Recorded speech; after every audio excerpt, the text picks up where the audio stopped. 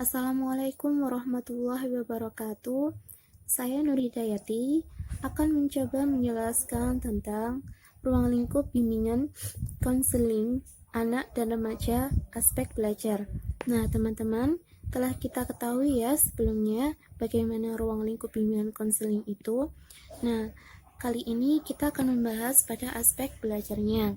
Oke, pertama, bimbingan belajar adalah layanan yang diberikan pada anak atau siswa untuk membentuk kebiasaan belajar yang baik, serta menumbuhkan semangat ingin tahu dan aspek tujuan kegiatan lainnya.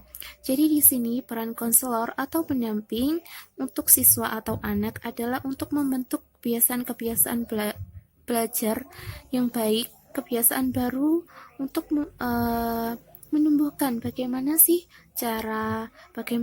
menemukan suatu metode atau teknik yang disenangi anak tersebut sehingga kebiasaan belajar tersebut bisa berlangsung secara baik dan seterusnya. Nah, ini serta menumbuhkan semangat ingin tahu yang besar. Jadi, selain untuk memberikan atau membentuk kebiasaan belajar yang baik, peran konselor atau pendamping juga harus menumbuhkan semangat ingin tahu pada anak tersebut agar proses belajar atau membentuk kebiasaan baru yakni belajar yang baik dapat berjalan dengan tujuan yang ingin dicapai. Nah, selanjutnya materi pokok bimbingan belajar. Setelah mengetahui apa sih bimbingan belajar itu, nah di sini dijelaskan, disebutkan materi pokok bimbingan belajar itu apa aja sih. Yang pertama, bimbingan belajar itu ada pemantapan sikap dan kebiasaan belajar secara efisien.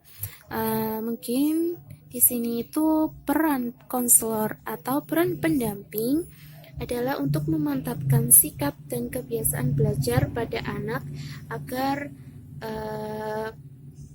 kebiasaan belajar tersebut lebih mantap dan efisien. Kedua, ada pengembangan kemampuan membaca dan menulis.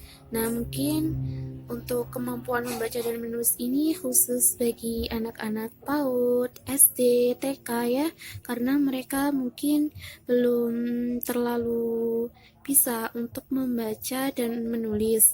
Mungkin di sini konselor juga dapat mendampingi untuk membaca, pengembangan kemampuan membaca dan menulis. Konselor dapat mendampingi anak atau peserta didik untuk lebih mengutamakan untuk lebih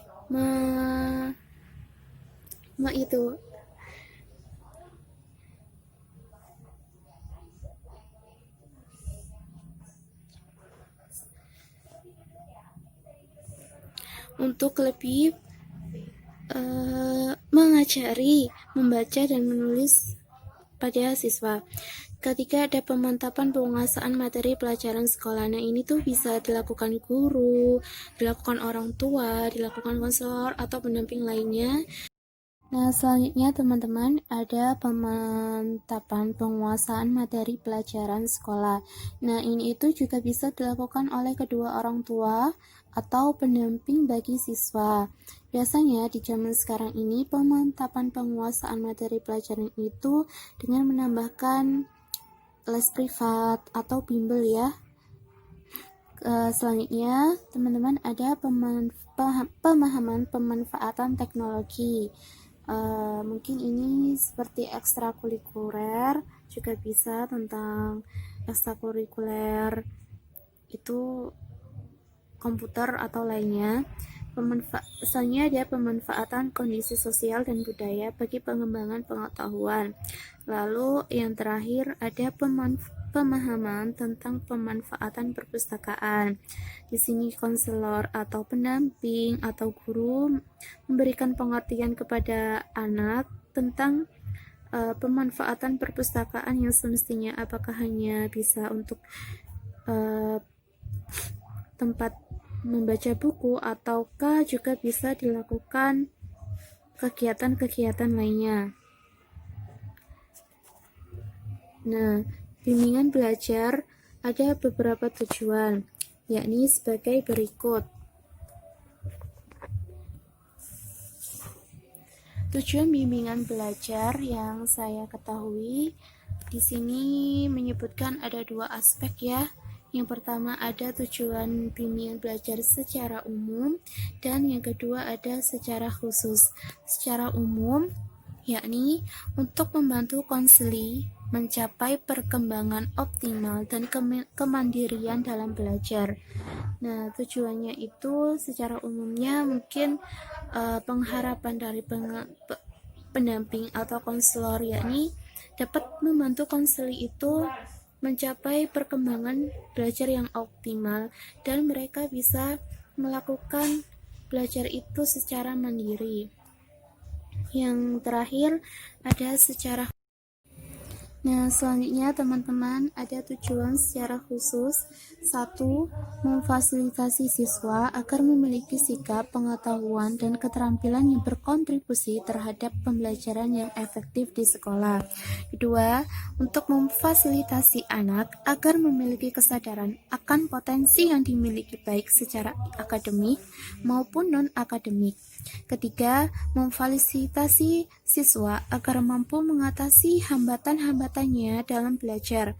Yang keempat atau terakhir yakni memfasilitasi siswa untuk dapat menyelesaikan studinya dengan lancar dan mempersiapkan siswa tersebut memasuki studi atau ke jenjang studi berikutnya. Ya, terima kasih teman-teman sudah mau menyimak. Semoga bermanfaat. Terima kasih. Assalamualaikum warahmatullahi wabarakatuh.